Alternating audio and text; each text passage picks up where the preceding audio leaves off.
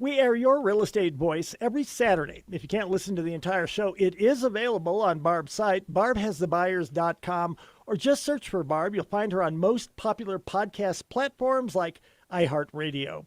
Every week, your real estate voice covers great information about the housing market and one of people's largest assets, their home. Barb, with the market being a bit slower, what most home sellers are wondering right now, with the market slowing down, is it still possible to get multiple offers on my home? Can you do it, Barb?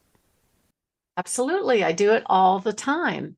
Here's the thing. I think there's a lot of buyers. Actually, my brother, he's licensed, he works with me. He just put a buyer under contract that has been staying with the family, stashing cash, and they actually moved from a more expensive area to be here so they could actually afford a home. And so I think that there's a lot of pent-up demand about houses, and the buyers can detect a good deal a mile away. I don't care what price range it is. They know when it's a good buy. And you don't get multiple offers by accident. Generally, even the sellers kind of have a feel for what's going on in the market. And everybody wants the most money. I get that. However, it's what the market will command, right? That's really the sales price of the home. But as a home seller, you're in an excellent position if you have more than one offer to consider. Then you can you're sort of in control. You weigh the best offer, the best timing. There's all kinds of things. It's not just always price. There are many times when the seller may not take the highest price because maybe that buyer's financing isn't ready to go, right? They might choose something else. And I have homes listed that are sadly taken back by the VA in foreclosure. And most of these homes are not pretty. Most of them need work. Almost all of them are sold completely as is. And guess what? Most of them get multiple offers. They will reach a point where they'll price it what I call very realistically. And if it doesn't work, boom, dog pile of buyers, and they get to choose the best buyer. And I get a real big kick out of agents that say, "Oh, well, can you tell me what the highest bid is?" I'm like, "No, I can't tell you that." And so, but the reason why a home would sell for bidding wars is just about pricing. It doesn't matter. I mean, some of these houses I have, the plumbing doesn't work. There's some kind of freeze break in the plumbing. They don't look good. They don't smell good, but they have something about them that makes the buyer want to buy them. So it's all about pricing at the end of the day. And so I know that a lot of people really don't know that I do that. That's one of my clients, is to work with the asset management company for the Secretary of Veterans Affairs. And occasionally we'll get a pretty one, but most of the time we're not getting pretty ones. These are ones that were left behind. They were left behind with the utilities off over the winter. Sometimes a lot of junk was left behind. We just put one under contract that even the vendors that go in and clean it out wouldn't go in there because it was just too much of a mess. It was literally condemned. But the phone was blowing up over that one, and we had multiple offers, and they got a contract for way over asking price. So at the end of the day, it's pricing that really makes the difference. And it's the way to create massive demand. It's the way to get a lot of buyers' eyes on the property. And it's the way to create multiple competing buyers. That way the seller can pick the best offer. It's not luck. It is strategy to get this done. And we know exactly how to do it. Now, I find a lot of times I'm negotiating with the seller about pricing. So they'll go, "Well, why can't we go up a little bit? What about this price? What about that price?" And they can. It's their decision all day. But it's really about their priorities. Some people are not in a hurry and they're okay with waiting out the market. And others, it's all about speed and timing. And whenever they say that, then I'm excited because it means that not only am I going to be able to position the home to get them the most money, but there's a good chance they might have multiple offers and be able to pick the best buyer for their home. And you don't want to do things like leave room for negotiations. That doesn't work. The buyers know if it's a good deal. They either won't ask for concessions or won't come in really low, or if they do, you'll have enough similar sales to substantiate that price. And you can say, sure, Mr. Buyer, if you need 10,000 of your loan closing costs paid by me, then we'll go up in price to finance that in, but there's no reason it should be something that the seller pays for out of pocket. And here's what actually happens. If you overprice a home, you can tell by the volume of showings. If you're getting more than 6 showings a week, you're in good shape. That means that something's going to happen. It's going to happen fairly soon. But if you're getting very few showings or almost no showings, it's a pricing thing. It doesn't matter. I will say this, and I know people are going to think I'm crazy, but all the marketing in the world will not work, right, if it's overpriced. It'll just be, oh, that's nice, and they won't come and see it. Because the buyers won't really show up if they're finding other homes in that price point that represent a better buy than what you're offering. And, it's kind of hard to get this information just from the agent feedback. In fact, I struggle getting agent feedback because, first of all, they have to go into the app and sign into it and find the right place in the app to give feedback. So that's inconvenient. They won't do that. And then they don't really know. I'm not sure they're really asking. Sometimes when they say stuff like they didn't like the floor plan, I don't get it, because a picture of the floor plan is one of the images that we supply. So why didn't they like the floor plan? They've seen the floor plan before they walked in the door. It was probably something else. So if you're seeing a home sit on the market week after week, month after month, it's a pricing problem. And it doesn't have to be a huge change to make it work.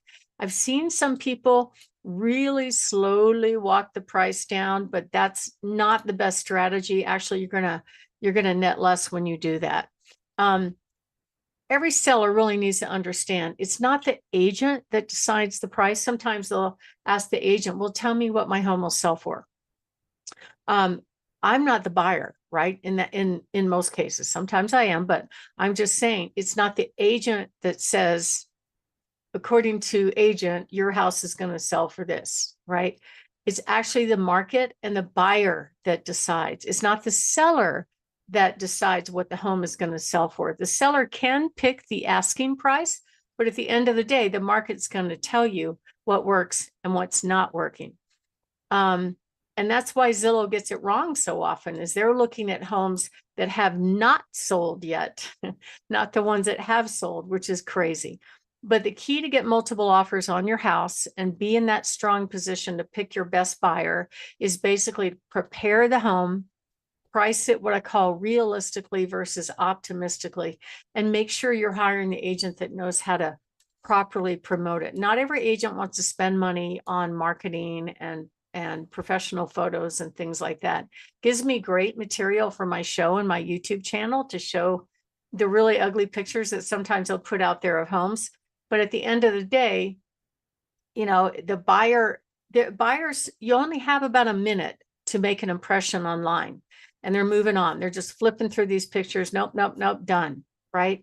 And some agents will put like 20 pictures of the outside before you get to the living room or the kitchen, you've lost them already. It's a big mistake to do that, but they just don't study it, which is interesting to me.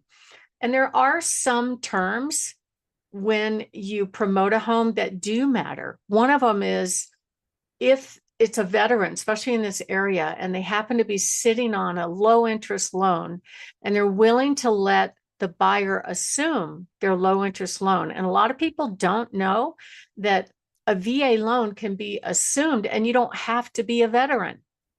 Anybody could assume a VA loan as long as you qualify for payment. But some of these veterans are saying, hey, I have a 2.5% interest rate. I'm wanting to sell my house for this much. If you make up the difference, you can assume that loan and walk into a shorter term loan than 30 years and have that low payment. It's a gift to the buyer. And I've seen I've helped a couple of people do a VA assumption in which I felt like the buyer probably is saving over $500,000 in interest over the life of the loan. So the smart buyers understand that. And if they don't understand it, it's up to the agent to know how to promote it. The problem is our MLS doesn't let us do that. You can't put that in the description. So that's why I find a way around them, because I want to make sure some of the best terms or the best benefits of that house are out there for the public to see. My name is Barb Schlinker. I'm the broker owner of Your Home Sold Guaranteed Realty and the host of this show, Your Real Estate Voice. And we're talking about how to get multiple offers and how to have certainty when you sell your home. When we come back, we're going to touch on a couple of pricing mistakes. So if you are thinking of making a move, give us a call, 719-301-3900, or go to barbhasthebuyers.com. Richard?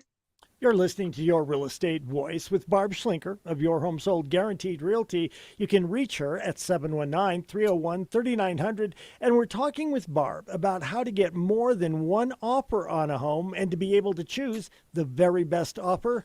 Barb, explain that. Well, it's really fun to do this. It's my favorite strategy to deploy when I'm selling homes, because I know that the seller is going to get the most money for what the market can command at that time and be able to pick their best buyer and not have a long, drawn out showing process.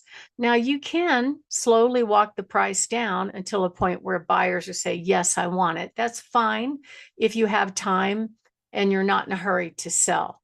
But at the end of the day, to get the best buyer, it's really about pricing it right. And then it's in the buyer's court to make sure that they're presenting to the seller their best documentation that they can perform. I've actually talked to lenders before where I'll call them to confirm that this buyer can qualify, especially if there's competing offers. And, they might put up a pre-qualification letter. One time I had a lender that failed to tell me that this buyer had to sell a home to buy his next home. And it was not in the offer. The agent was after probably a day or so after he sent the offer, he said, oh, I forgot to put that in there. I'm like, you don't think that was important? We had 3 offers, right? And we were trying to decide which was the best offer. And then we find out by talking to the lender that, oh yeah, because I looked up where this guy lived. He had his address in the contract. I'm like, oh, that house is on the market and it's not sold yet. So then I start asking the lender and he's like, oh yeah, he has to sell. I'm like, why wasn't that in your letter? Oh, we don't put that in there. I'm like, oh my gosh. Okay. So it's a really big deal because it takes away that certainty that buyer is going to close. It could be other things. It could be weak financing, like getting down payment assistance. I think it's a great program that we have down payment assistance out there. But if you're competing with other buyers and you have down payment assistance, even if your offer is higher, I think the worry on the seller side is it's not just one underwriting loan approval, it's 2. And I've seen those deals fall apart at the last minute. So most home sellers want certainty that this is going to go through because they are undertaking the project of moving. They're packing up their house, getting ready to go. They don't want to be surprised late in the process to find out, oh, sorry, can't get a loan. That's the worst situation. So it's really, really important that you position yourself to be ready to go.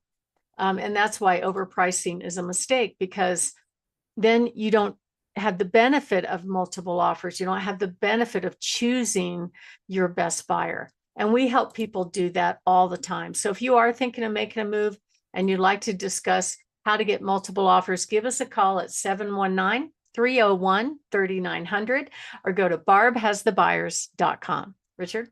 You're listening to Your Real Estate Voice. That's Barb Schlinker of Your Home Sold Guaranteed Realty. And if you are thinking of making a move, call Barb, 719-301-3900, or go ahead and visit barbhasthebuyers.com. We'll take a short break. When we come back, we'll be discussing how to sell your home for cash without showings, stress, or getting stuck.